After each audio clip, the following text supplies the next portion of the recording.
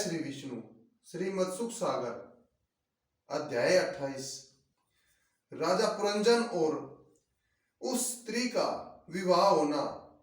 देवर्षि नारद जी बोले, हे राजा, प्राचीन बहरिश राजा उस सुंदर स्त्री के पास जाकर बड़े प्रेम से बोले, हे सुंदरी, यह इतना विशाल भवन किसका है?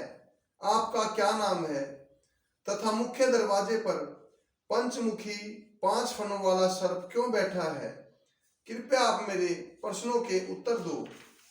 राजा पुरंजन की बात सुनकर वह स्त्री बोली, हे महाशय, आपने जो प्रश्न पूछे हैं उन पहले दोनों प्रश्नों का उत्तर तो मुझे पता नहीं, लेकिन तीसरे प्रश्न का उत्तर सुनो। यह सर्प इस विशाल भवन की रक्षा करने के लिए बैठा है। यह उत्तर सुनकर राजा पुरंजन बोले, हे सुंदरी, मैं आपसे विवाह करना चाहता हूं। यदि आपको मैं पसंद हूं तो मुझे उत्तर देने का कष्ट करे। राजा पुरंजन की बात सुनकर वह सुंदर स्त्री मुस्कुराकर बोली, महाशय, जीवन बिताने के लिए एक साथी का होना बेहद जरूरी है और आप तो अति सुंदर व सर्वगुण संपन्न हैं। आप मुझे पसंद हैं, आपसे विवाह के लिए मैं तैयार हूं। देवर्षि नारद बोले, हे राजन, इसके पश्चात राजा पुरंजन का उस मनोरमा से गंधर्व विवाह हो गया। राजा पुरंजन ने अपनी रानी का नाम पुरंजनी रखा तथा दोनों खुशी खुशी जीवन व्यतीत करने लगे। राजा पुरंजन सदैव पुरंजनी की आज्ञा अनुसार चलता था। एक दिन राजा पुरंजन पुरंजनी की आज्ञा के बिना वन में शिकार खेलने चला गया। पुरंजनी को जैसे ही पता चला, राजा के वन में वापस आने पर वह राजा और 10 दासियों पर बहुत क्रोधित हुई, लेकिन राजा पुरंजन के अनुनय विनय करने पर उसने अपने क्रोध को शांत कर लिया। हे राजा बहरिश, इस तरह राजा पुरंजन को पुरंजनी के साथ सांसारिक सुख भोगते हुए बुढ़ापा आ गया। अनेक संतान होने पर भी उसका मन तुम्हारी तरह विरक्त नहीं हुआ।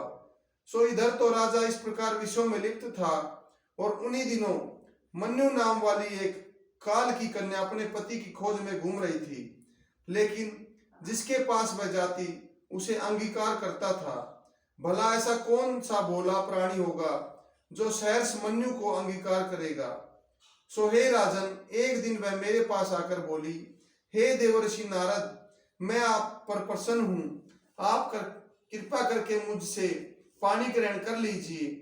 उसकी बात सुनकर मैंने कहा, हे देवी, मैंने तो आजीवन अविवाहित कुंवारा रहने की प्रतिज्ञा ली है, इसलिए आप परज्वार नामक गंधर्व के पास जाकर उसे धर्म भ्राता बना लो।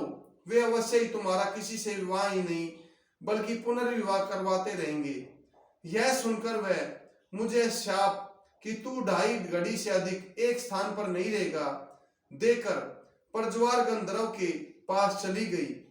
परज्वार उसकी दयनीय दशा देखकर बोले, हे बहन, मैं तेरे साथ जरा नाम की दूती और 360 गंधर्व की उतनी स्त्रियां समझाकर भेजता हूं, जिससे तुम्हारी इच्छा हो उससे वरजोरी विवाह नियोग कर लेना।